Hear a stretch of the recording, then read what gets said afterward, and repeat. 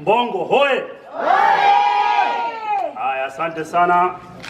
Labda nishukuru kwanza kwa mkuu wa wilaya kwa upendo wako na ulichokifanya hadi leo tunafanya kuweka jiwe la msingi zahanati ya Mbongo.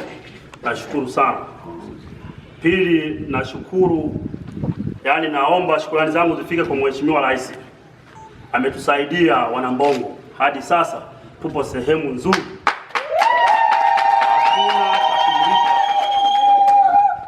Na mwisho niseme kwamba sisi tutaendelea, Mheshimiwa mkuu wa wilaya, tutaendelea kukuomba.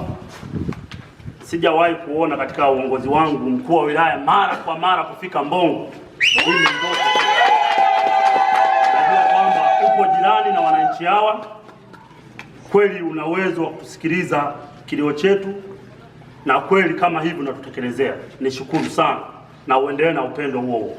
Naitwa Mona Ilali Mpangala. Yaani hapa tunashukuru sana kwa kupata hii zahanati, mpaka saa hizi tunajua hatuna shida. Manake mwanzo tulikuwa tunapata shida kuhusiana na uzazi. Hapa zahanati ya mwanzo tulikuwa tunatumia ilikuwa haina umeme wala nini, manake mjamzito akifika pale hata saa 6 usiku anaruhusiwa aondoke aende hospitali ya Manda. Lakini kwa sasa hivi tunashukuru serikali imetuona kwa jicho la huruma, kwa maana hiyo hatuna shida yote. Mradi wakituwekea pale umeme tunajua hata mjamzito atapata furaha kuja kufika hapa. Kwa majina naitwa Mr. Salingwa. Kuja kwa zahanati hii kutasaidia sana kwa sababu kwa mfano hapa tuna taasisi jirani hapo shule. Hata shule ikitokea tatizo watoto tunawakimbiza hapa mara moja. Na kuja kwa zahanati hii kumeboresha hata vifaa.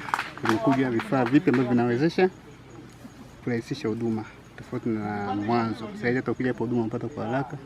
Kwa serikali pia imejitahidi fani kuleta vifaa. Mlikuwa mnapata wapi huduma kwa maana? Huduma mara kwanza kupata huduma iko pale mbele pale.